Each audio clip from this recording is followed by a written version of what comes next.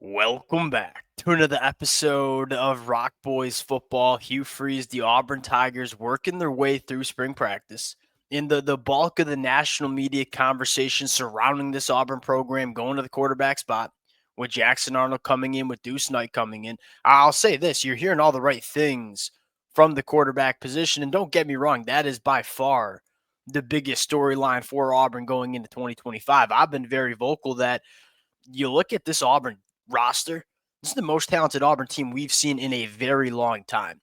And if you get adequate quarterback play, if you get five-star quarterback play from Jackson Arnold in 2025, this team is going to be way more dangerous than a lot of people appreciate going into 2025. But for the Auburn fans who, follow this program pretty damn closely, have a really good understanding of where this roster is at, the depth on the defensive line was certainly a question mark heading into spring practice as well. And I think the conversation a lot of us have been having over the last couple of weeks was, hey, we're going to need some of these freshmen to kind of step up and be able to contribute year one for Auburn on the defensive line.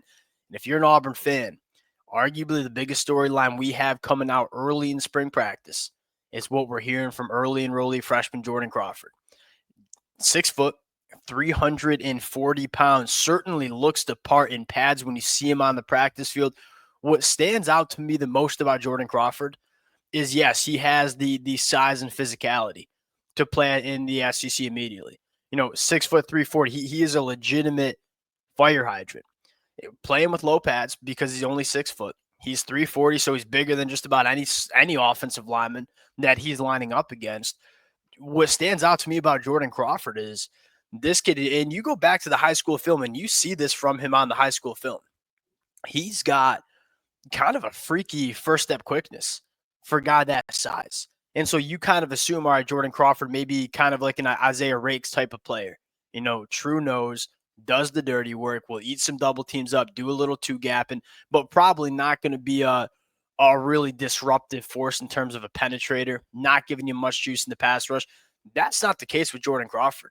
And what fascinates me the most about the early returns we're hearing about Jourdin Crawford is the other players around him.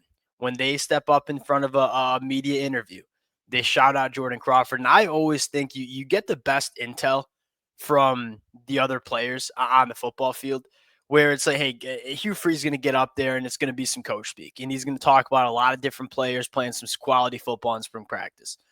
You really get a sense when players are standing out when it's, a guy like Connor Lew saying, hey, every day in practice, I'm working against Jourdin Crawford. This dude's legit. And so if you're an Auburn fan, one of the biggest question marks we had going into spring practice, of which the depth of the defensive line, you're starting to feel better about that unit going into 2025, specifically because of the emergence of Jourdin Crawford. Want to get into a little bit more of what we're hearing from Jourdin Crawford, talk about some other names that have kind of stepped up during spring practice, kind of starting to separate themselves and kind of put a stamp on, hey, I'm going to be a difference maker for this football team in 2025. Before we get into it, as always, the Auburn fans, appreciate you guys. I know in the Auburn sports world, there's a lot of other things going on, specifically a trip to the Final Four. To the Auburn fans who've been rocking with the boys as we've talked the recruiting trails, we've talked spring practice, can't thank you guys enough. If y'all do enjoy the content, consider subscribing to the channel. Much more importantly, would love to hear some players that, I know if you're an Auburn fan listening to this, I know you're dialed in to some of the spring practice happenings. Would love to hear some of the bigger storylines that y'all have picked up over the last couple of weeks. Appreciate you guys. Without further ado, let's get into it now. Sticking with Jourdin Crawford a little bit, we had 3 defensive linemen that I think intrigued us the most coming in as early enrollee guys. Malik Autry, who also you're hearing some really good things about. And he's a guy that has the size and physicality to also factor into the rotation. Jourdin Crawford, and then Antonio Coleman. And I would say Antonio Coleman, I believe, weighed in at 247 pounds. So he's probably a guy that needs a year or two getting that body right before he's going to be a factor for Auburn. So the attention immediately goes to Malik Autry and Jourdin Crawford. And Jourdin Crawford, as of right now, seems to be getting the most amount of buzz. And what I love most about him is he's one of those defensive linemen that's going to give you the best of both worlds. He's not just a big body that's going to two gap and eat up double teams. You go back to the high school film, you go to what people are saying about him in spring practice. There is some first step quickness and some pass rush juice that I think should intrigue Auburn fans in a really big time way. All of a sudden, and we can kind of pull up the depth chart to kind of get a sense of where we're at now. All of a sudden, you start, feeling pretty good about what the inside of the defensive line looks like. Now, at the defensive line unit as a whole, I think is one of the more underrated units across the country. You talk about Keldrick Falk, who's only going into year 3, who has really emerged as one of the more dominant defensive linemen in the SEC. You know what you're getting from him. You're hearing all the right things from a guy like Amaris Williams as well, who I think has the potential to be a guy that, all right, you didn't hear much from him as a freshman. You could hear some massive things from him in 2025.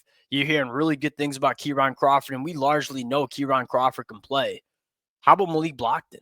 Malik Blockton played really quality football for Auburn as a true freshman in the middle of that defensive line, soaking wet, probably 285 pounds. He's up to 300 pounds going into year 2. Physically getting that body right. What does that look like for Malik Blockton? Dallas Walker's coming in at 330 pounds. Jourdin Crawford coming in at 340 pounds and looking like and sounding like he's moving at a high level. This Auburn defensive line, and again, this has been a quiet storyline for us, as we've talked to Auburn. The national media attention is going to go to Jackson Arnold. It's going to go to arguably one of the best wide receiver rooms in the country, which we're going to talk about in a second. This defensive line was really good in 2024, and it sounds like it might even be better in 2025. You go back to the numbers, 3.3 yards per carry allowed. That was 13th best in the country. They sacked the quarterback 7.5% of the time. That was top 40 in the country. I'm talking about a defensive line that was good in 2024 that I think gets better in 2025. This Auburn defense as a whole should be a really, really solid unit. And I would even argue it's going to be a great unit in the 2025 year. And so now the attention gets put on, all right, well, what can this offense do? Now we know, and I think the biggest thing is you'll see some people, and I'm sure you'll see this in the comment section too, with like, we've talked about Auburn quarterbacks flashed in spring practice, doesn't really pan out on the football field in the fall. This is by far the most talented offense that Auburn has had in a very long time. Just take away the quarterback conversation for a second. This wide receiver room is arguably the best in the country. This offensive line is not only deep, but it's filled with really good football players. Connor Lew, one of the best centers in the SEC. Xavier Chaplin, a guy that could have gone to the NFL draft had he wanted to. Dylan Wade now moving to guard, which is his ideal position. He'll be an NFL guard next year. And then you look at Jeremiah Wright, Xavier Miller, Mason Murphy, all guys that have played a lot of football. You're checking the box not only in terms of talent and experience, but depth on the offensive line. Then you go to the wide receiver room, and I think the thing that people are sleeping on in the wide receiver room are a couple of different things. One, Cam Coleman and Eric Singleton get a lot of the attention, and rightfully so. That's probably one of the best wide receiver duos that you see in the country. You have a guy like Malcolm Simmons, who I thought was awesome as a true freshman. Now he's going into year 2. You have a guy in Perry Thompson, who you're hearing a significant amount of buzz for him going into the 2025 season, him going into year 2. What's important to reference about Perry Thompson, I believe he was not a early enrollee last year. He came in the summer. Yeah, didn't get on the football field as much as Cam Coleman, but he is extremely talented, specifically working vertically down the field. Cam Coleman, Perry Thompson, those are two wide receivers that are going to benefit in a big way from having a Jackson Arnold type quarterback at the helm. Last year with Peyton Thorne, limited playmaking ability, limited arm talent. It's hard for boundary wide receivers that like to work vertically down the field to thrive in an offense with Peyton Thorne that just kind of gives you a cap in terms of the throws you can ask Peyton Thorne to make. Jackson Arnold coming in is going to benefit guys like Cam Coleman and Perry Thompson. The other thing I love about this wide receiver room is it's so well balanced. It's a bunch of really good wide receivers that all can do some different things. Cam Coleman, Perry Thompson, big physical wide receivers that work vertically down the field like some of the best in the country. Then you look at Eric Singleton, probably one of, and I'm talking about in the country here. He's one of the most multi-dimensional wide receivers in the country, where he can work vertically down the field because he's one of the fastest players in all of college football, has the adequate ball skills to go make plays and track balls down the field. He is also an elite separator in his route trees. He's also very good after the catch. Then you look at Malcolm Simmons, who is a pure just yards after the catch machine. You have all these wide receivers that can do different things. You know, it's one thing to have a bunch of talented wide receivers that all might have the same body types and skill sets. What I think separates a lot of wide receivers from good from great is having a bunch of guys that can satisfy all the roles you want. I think Auburn has the talent, certainly, but they have a bunch of different wide receivers that can do different things as well. The last piece of the puzzle to me is what do you get from the quarterback position? People will write Jackson Arnold off. And look, he wasn't great for Oklahoma in 2024. He was also behind one of the worst offensive lines. He was also playing with some of the worst pass catchers that you saw in the SEC last year. They were all hurt. He was playing with, towards the end of the year, his leading wide receiver was a walk-on true freshman. And so now it's a completely different feel for Jackson Arnold, and just a reset from an environment standpoint too. You know, we've used this comparison a lot, and I think it really could end up being true. Like Bo Nix, when he left Auburn, when he was surrounded by just horrible talent, goes to Oregon, new situation, better talent around him, becomes a Heisman caliber quarterback. I'm not going to get up here and say Jackson Arnold's going to go out and make it to New York City with the Heisman in 2025. There's significant reason to believe that he gets way better than what we saw from him at Oklahoma. If you get that, I'm not talking about a 7-8 win team. You know, if you get Jackson Arnold playing like one of the better quarterbacks in the SEC, you're not talking about a 7-8 win team. Yeah, to me, you're talking about 9, 10, 11 wins.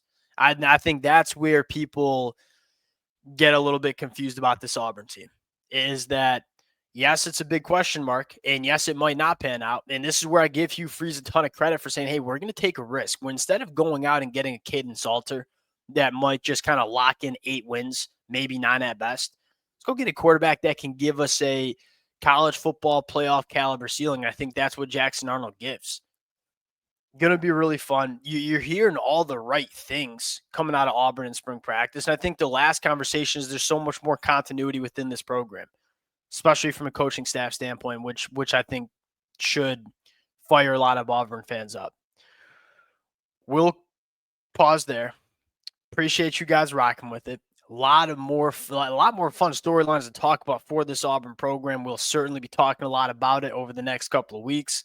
Appreciate you guys rocking with it. If y'all do enjoy the content, consider subscribing to the channel, and we'll talk to y'all later.